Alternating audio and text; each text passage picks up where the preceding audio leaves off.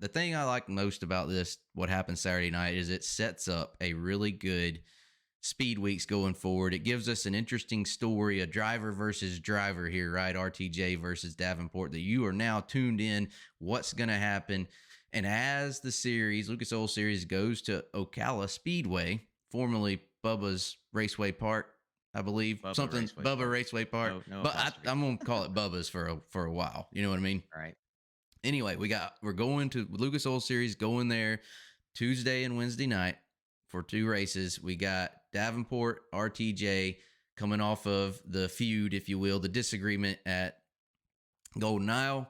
Now, guess what? They are the 2 drivers who have won the last year's races at Bubba, and are now poised to go in there and have all eyes on them to see what happens with this feud coming to Bubba. Do you think that's going to continue? What's going to happen at Ocala? Is there going to be someone come in and kind of upset everything, a surprise winner? We're going to see your typical guys up front, or are we going to see RTJ and Davenport duking it out again? What do you think is going to happen at Ocala this, I almost said this weekend, excuse me, Tuesday and Wednesday? Well, I think there's no reason to think that it's not going to be the same players that we've been seeing, all of Speed Week so far, and really for recent history, right? You're obviously Davenport and Thornton seem to be on top of their game. I think you're going to see O'Neill and Shepard and Devin Moran and even maybe McCready if he can get back rolling. Like I think you're going to see the same suspects, which yes tells me that we are going to see what everyone I think is wanting to see at this point after Golden Isles, which is head to head, if you will, heavyweight title match, not title match, but heavyweight match, if you will, Mm-hmm. between Ricky Thornton Jr. and Jonathan Davenport. Not duking it out literally, but hey, let's see those guys race. You want to see them get another chance here, turn around and a couple days later settle it on the racetrack, if you will. So I think that's what everyone is probably hoping to see. Probably both those guys kind of want to outrun the other after what happened there. And probably would prefer to do it clean and just blow the other guy's doors off. But if they have the opportunity, need to, they'll probably rough the other guy up a little bit if they have to, based on what happened. But I think that's what kind of the everybody wants to see, and also the most likely. Since if I had to pick one, I'd pick one of those guys, right, Yeah. and be kind Well, of see both of them up there. Be I think set up nicely. I think what this sets up is a guy that wants to come in and say, okay, all the attention, everybody's talking about Davenport, RTJ. I want to be the guy that goes in there. They run second and third. They can beat the heck out of each other, do whatever the heck they want to do. I'm going to go win the race, and I'm going to be the guy that spoils all the fun. So I'm going to go ahead and Well, say it. I'm going to go ahead and pick a guy that's going to be the I don't even want to know. spoiler. The spoiler. There you go. The spoiler of all the fun, Ashton Winger. Ashton Winger, 2 top 3s last year.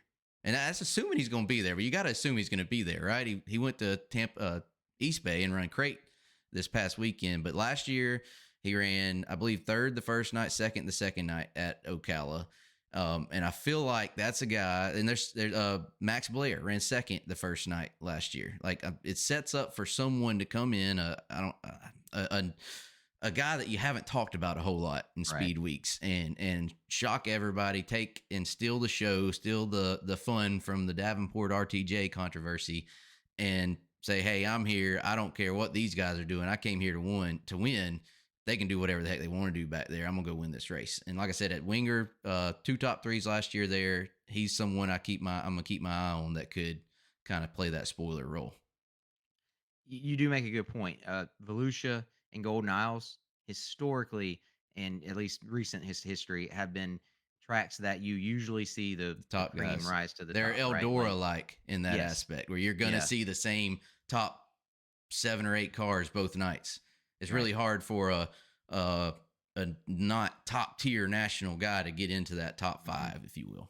This week coming up between definitely Ocala, I think even more so going to Alltech later Mm-hmm. in the weekend is the wild card week, right? Where you could have guys East Bay kind of too. some East Bay, yeah, definitely everything that happens there. But Mm-hmm. finally, we're getting to where there could be some spoilers, some wild card guys, some under the radar guys, kind of get in the mix. I think it's more likely to happen, now than it was the previous 2 weeks. So I agree with that. I think it's still, the top guys, RTJ, Davenport. I think right now, I think O'Neill will definitely be in the mix, and I think Moran's gonna, get over. He didn't do great at Golden Isles, but I think he'll be more like he was at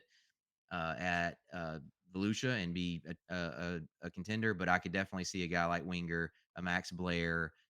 You look at, maybe I think there could even be some other surprises. A Clay Harris, who had ran well at Golden Isles and has even more experience at Ocala. Maybe someone like him gets in there and mixes it up. But I definitely think um, that's a possibility. But I'm still hoping to see an RTJ Davenport showdown for the win.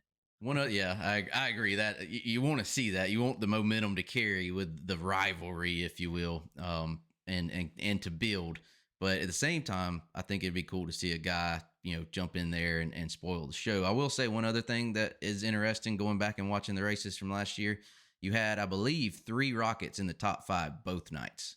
Yes. Yeah, I remember that. This was a place where the Rockets were maybe a little better, but I mean, the winners were still Longhorns. Longhorns, but at least we're more competitive. Real quick, I wanted to add shameless plug here. Ashton Winger recently announced running for the Hunt the Front Super Dirt Series Championship, so it'd be cool to go see him go down there and Yeah, he run well, and especially after just last week, this on Friday announcing that. didn't he get a win at East Bay last year with Lucas, I believe, or am I He making did. that I'm up? not sure. I'd have to look that up. Yeah. Anyway, the other thing I'm looking at is, can a Rocket other than O'Neal pull off a win? Which Winger, he's in a Rocket, right? That would be not only an upset, but also a Rocket winning. That's not, O'Neal, not the Rocket one team. So seeing if a guy can spoil the fun with Davenport and RTJ, and seeing if a Rocket other than O'Neal can win. That's kind of what I'm looking for going into Ocala Tuesday and Wednesday. Any other thoughts there on Ocala and what we should be looking at? I think Is the track soaked and hammered down? It seems like Yeah, I every. think Ocala can vary wildly in track conditions, and Mm-hmm. which could change, what you expect to happen there. I think one thing I'm definitely watching for is Devin Moran. Right? Can he bounce back from? I'm not gonna say bad performances, right, at Golden Isles, but after the way he was at Volusia, you'd expect him.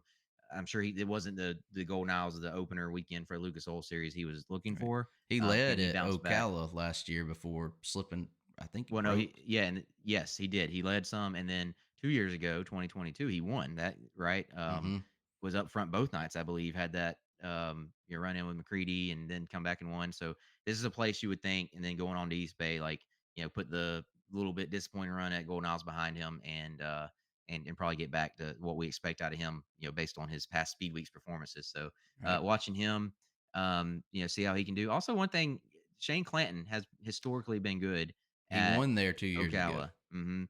And I'm assuming he's not running because he's working on, putting the capital program together. But we're talking about, trying to build that capital program. Tony Jackson Jr. comes out with the capital race car, house car program, planning on running Lucas Oil. Not a great start. Had to use a emergency provisional the first night. I don't think he used one and didn't race the second night.